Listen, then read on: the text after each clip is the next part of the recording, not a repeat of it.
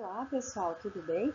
Hoje o conteúdo será segundo a lei de Mendel, herança dos alelos múltiplos, tá? Leitura do livro de Biologia, página 67 à página 72. Segunda lei de Mendel. Anteriormente estudamos a primeira lei de Mendel, que fala assim, olha, as suas características você recebe, né, um parzinho lá do DNA da sua mãe e do seu pai. Correto, tá? Isso vai continuar na segunda lei de Mendel. Só que ele estudou, por exemplo, ele pegou a ervilha, né? A ervilha é só coloração, amarela e verde, ok. Aí ele começou a perceber, tá, mas essa ervilha não é só amarela e verde. É amarela, ela é rugosa, o verde, ela é rugosa. Então, existe mais de uma característica dentro dessa coloração, vamos dizer assim. E foi isso que essa segunda lei de Mendel veio nos informar, tá bom? Por exemplo, para formar o seu cabelo não é apenas um gene, não é apenas a coloração. Tem o fio, né, a composição desse fio, se ele é mais fino, se ele é mais grosso, se ele é liso, se ele é enrolado. E todas essas características é um gene. Segundo a lei de Mendel, ou também, né, como anunciada por hibridismo, né? Refere-se, então, à segregação independente dos fatores, ou seja, a separação independentemente desses fatores. Lembra que Mendel chamou esses fatores de alelos, tá? Então, para ele era fatores e para nós, hoje, dentro da ciência, são alelos, tá? Isso é separação, tá? Separação de dois ou mais pares de genes, alelos localizados em diferentes pares de cromossomos homólogos. Cromossomos homólogos são os parzinhos iguais, tá? Para a formação dos gametas, lá na formação da meiose, né? Quando a formação da meiose, onde que ocorre a divisão da meiose? Na formação dos gametos, o óvulo e o espermatozoide, tá? Então, essas características, elas trabalham, né, elas se separam, né, independentemente para determinar uma certa característica. Cruzamento entre plantas de linhagens puras para duas características distintas. Quais são essas características que ele está analisando? A coloração, né, e o formato ali, se vai ser lisa ou rugosa, tá? Então ele usou na geração parental, né, que ele deu início a esse cruzamento. Essas são as linhagens puras. Amarela ELISA, então amarela é um gene, lisa é outro, verde é um gene e rugosa é outro. Geração, então, F1. Autofecundação, né? Elas mesmas se autofecundaram. Amarela ELISA. Então, na primeira geração, todas elas apareceram amarela ELISA. Na segunda geração, então, nós observamos que há uma mescla. Olha, 50% nasceram amarelas e outros 50% nasceram verdes. Ok, em questão de coloração, né? 50% para cada. Mas ali nós também observamos que nasceram amarela ELISA, amarela e rugosa, então já pegou uma característica lá da verde, verde ELISA, então essa verde já pegou uma característica do amarelo, e verde e rugosa, né? Então essa aqui veio idêntica, né, a da linhagem pura lá da geração parental. Então, foi isso que ele analisou, essa questão de proporção desses genes, como eles se manifestavam. Meiose é a segunda lei de Mendel. Então, nós temos de novo a geração parental e a geração F1. Cromossomos, né, com alelo V e cromossomos com alelo Rzão, né, Vzão e Rzão, e Vzinho, Rzinho, ok? Então, ocorre então, em estar em genes localizados em cromossomos distintos. Ó, se nós identificarmos, o cromossomo Vzão esse gene está localizado em um determinado cromossomo. O Rzão, esse gene, está localizado em um outro cromossomo. Isso quando ocorre, então, a divisão da meiose, que está ali embaixo, ó, escrito meiose, então um parzinho ficou lá, né, com Rzão e Vzão, e o outro parzinho, Rzinho e Vzinho. Dependendo, então, dos cromossomos, quando eles vão se ajuntar novamente para formar um novo ser, então esses pares se encontram daí formando essas características de cor, formato. De hibridismo, então, são dois pares de alelos diferentes, tá? Para características, então. Então, nós temos os gametas, tá? Da primeira geração ali, e ocorre o cruzamento. Então, lá nos gametas, lembra que eu vou receber a metade do código genético. Então, Vzão, Rzão, Vzão, Rzão. Então, quando há cruzamento, né? Quando eu vou unir, então, esses gametas, então há um cruzamento aqui. Então, vai ficar Vzão, Vzão, Rzão e Rzão, tá? Então, Vzão, Vzão, Rzão, Rzão. Então, vou receber ali. Aqui embaixo, vamos verificar aqui, ó. Eu tenho Vzão e Rzinho. Se eu for cruzar com esse aqui, o Vzão e Rzão, como que vai ficar esse cruzamento, né? Então, Vzão, Rzão. Aí, sempre dominante na frente, tá? Rzão e Rzinho. Então, eu tenho que unir esses gametas. Então, esse quadro, esse cruzamento, ele está te indicando os possíveis, né? Formação, então, dessas características. Aqui nós temos a proporção, né?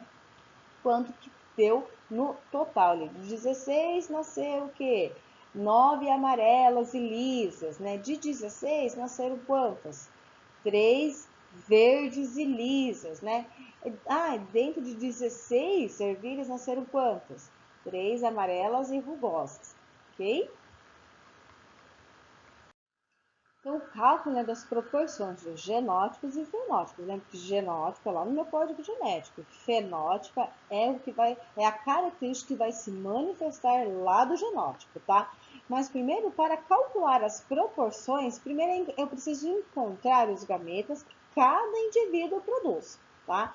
Aqui, então, nós fizemos as junções e percebemos que um gameta vai ser reproduzido Vzão, Rzão, o outro gameta Vzão, Rzinho. Depois, Vzinho, Rzão, né? E Vzão e Rzinho. Então, esses são os possíveis gametas dos indivíduos envolvidos. Depois, então, que encontramos os gametas, né, dos indivíduos envolvidos, aí sim nós iremos realizar o cruzamento, então, dessas características, tá? Então, Vzão, Rzão e Vzão, Rzão. Nós temos duas características aqui dominantes, né? Lembre que na primeira lei de Mendel nós utilizamos apenas uma única característica. Aqui já são duas, tá bom? Então, sempre há um cruzamento desses gametas, que vai proporcionar, então, né, o genótipo. Alelos múltiplos, então, são 3 ou mais variações de determinado gene. Então, nós temos um gene lá, e dentro desse gene nós temos alguns endereços, vamos dizer assim, desses alelos diferentes, tá?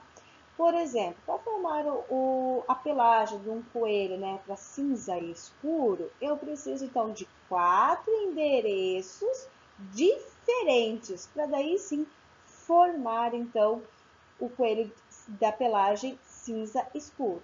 Já o albino não, né? Então o albino nós podemos identificar que é apenas um, tá? Um outro exemplo de alelos múltiplos é o nosso grupo sanguíneo. Fenótipos e genótipos. Lembre-se que fenótipo é a manifestação da características que está lá no meu genótipo, lá no meu gene, tá? Então, quando nós falamos, olha, eu sou do grupo sanguíneo A, isso quer dizer que lá no meu genótipo tem um gene e ele está produzindo essa proteína A, tá? Então, eu não tenho lá fenótipo A. Então, como que será o meu genótipo lá no meu código genético? Ele é dominante, tá? Então, ele vai ser isão A, isão A. Então, lembre-se que eu sempre vou receber, né, a metade do código genético da minha mãe e metade do código genético do meu pai, tá? Ou Se é do grupo A também, eu posso receber um recessivo.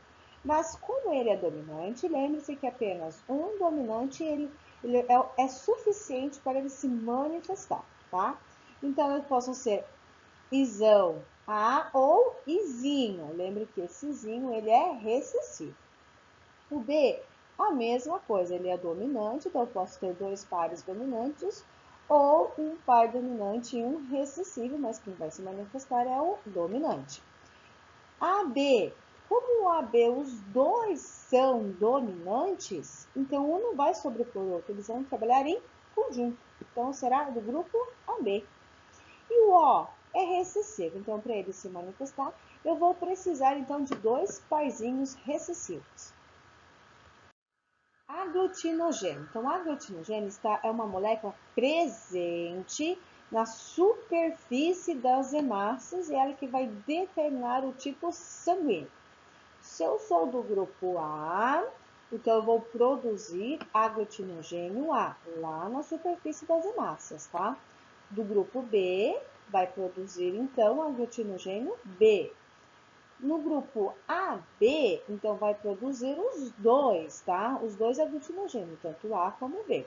E se é do grupo O, lembre que ele é recessivo e não há produção, então, de nenhum tipo de aglutinogênio. E o aglutinogênio, essa molécula presente, então, nas hemácias, vai ser um indicativo para a produção, então, de anticorpos lá no plasma. Aglutininos, então são anticorpos que estão presentes lá no plasma sanguíneo, tá? Então eles podem interagir ali então com o aglutinogênio, muitas vezes causando a morte das hemácias, tá? Então por isso que temos que ter o conhecimento ali. Do grupo A, então A aglutina anti-B, do grupo B, aglutina anti-A. A B não vai possuir, então, nenhum tipo de anticorpos, tá? E do grupo O, terá os dois anticorpos. Do grupo sanguíneo, né, tipo A, tipo B, tipo AB e o tipo O, então a proteína na superfície dos seus glóbulos brancos, né? Então, se eu sou do grupo A, eu tenho essa proteína. E se eu sou do grupo A, eu vou produzir anticorpos lá no meu plasma do B, tá?